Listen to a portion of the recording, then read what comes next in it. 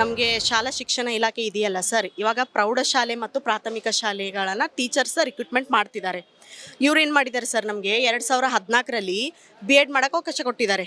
2020ಲಿ TET application ಹಾಕೋಕ್ಕೂ ಕೊಟ್ಟಿದ್ದಾರೆ. ಇವನ್ ನಾವು pass ಕೂಡ ಆಗಿದ್ದೀವಿ. ಹೌದು ಸರ್, BCom ಕಾಮರ್ಸ್ ಸ್ಟೂಡೆಂಟ್ಸ್. ಆಮೇಲೆ ನಮಗೆ BEd ಮಾಡಬೇಕಾದ್ರೆ ಸೋಷಿಯಲ್ ಸೈನ್ಸ್ ಅಂದರೆ ಸಮಾಜ ವಿಜ್ಞಾನ ಅಂತ ಹೇಳಿ ನಮಗೆ ಕನ್ಸಿಡರ್ ಮಾಡಿದ್ದಾರೆ. ಅದೇ ರೀತಿಯಾಗಿ TET ಎಕ್ಸಾಮಲ್ಲಿ ಅಪ್ಲಿಕೇಶನ್ ಹಾಕಬೇಕಾದ್ರೂ ಕೂಡ ನಮಗೆ ಸೋಷಿಯಲ್ ಸೈನ್ಸ್ ಅಂತಲೇ ಕನ್ಸಿಡರ್ ಮಾಡಿರೋದು. ಇನ್ನು ಶಾಲಾ ಶಿಕ್ಷಣ ಇಲಾಖೆಯ ಹೊಸ ತಿದ್ದುಪಡಿಗೆ ಅಭ್ಯರ್ಥಿಗಳಿಂದ ಆಕ್ರೋಶ ಕೇಳಿಬಂದಿದೆ. ನೇಮಕಾತಿ ಪ್ರಕ್ರಿಯೆ ತಕ್ಷಣವೇ ಮರುಪರಿಶೀಲನೆಗೆ ಆಗ್ರಹಿಸಿದ್ದಾರೆ. ನಮಗೆ ನ್ಯಾಯ ಬೇಕು ಅಂತ ಅಭ್ಯರ್ಥಿಗಳ ಕೂಗು ಜೋರಾಗಿದ್ದು, ಶಾಲಾ ಶಿಕ್ಷಣ ಇಲಾಖೆ ಆಯುಕ್ತರಿಗೆ ಮನವಿ ಸಲ್ಲಿಸಿ ಒತ್ತಾಯ ಮಾಡಿದ್ದಾರೆ.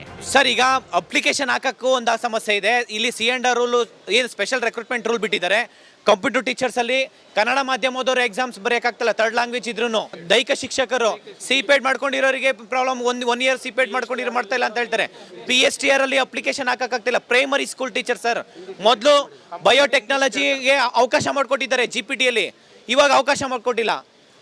ಬಯೋಟೆಕ್ನಾಲಜಿಗೆ ಲಾಸ್ಟ್ ಟೈಮ್ 3 ವರ್ಷದಿಂದ ಕಂಟಿನ್ಯೂಸ್ ಆಗಿ 5-6 ವರ್ಷದಿಂದ ಓದ್ಕೊಂಡ್ ಬಂದಿದ್ದಾರೆ. ಸಿಮಿಲರ್ ಅಂದರೆ ಸಿಲೆಬಸ್ ಇರುತ್ತೆ, ಸೇಮ್ ಸಿಲೆಬಸ್ ಇದ್ರು ಇವತ್ತು ಅವಕಾಶ ಮಾಡಿಕೊಟ್ಟಿಲ್ಲ ಅಂತಂದ್ರೆ ಎಲ್ಲಿದ್ದೀವಿ ಸರ್? ಇವರು ಯಾರು ಶ್ರೀಮಂತರ ಮಕ್ಕಳು ಮುಂದೆ ಎಕ್ಸಾಮ್ ಬರೀತಾರ ಇಲ್ಲಿ? ಸರ್, ಇಲ್ಲಿ ಲಕ್ಷಾಂತರ ಜನ ಏನು ಎಕ್ಸಾಮ್ ಬರೀತಾ ಇದ್ದಾರೆ, ಪ್ರತಿಯೊಬ್ಬರು ಒಂದು ಚಿತ್ರ ಹಾಕ್ತಿದ್ದಾರೆ. ಇತ್ತ ಹಿಂದಿ ಶಿಕ್ಷಕರು ಹಾಗೂ CPEd ಮಾಡಿದಂತ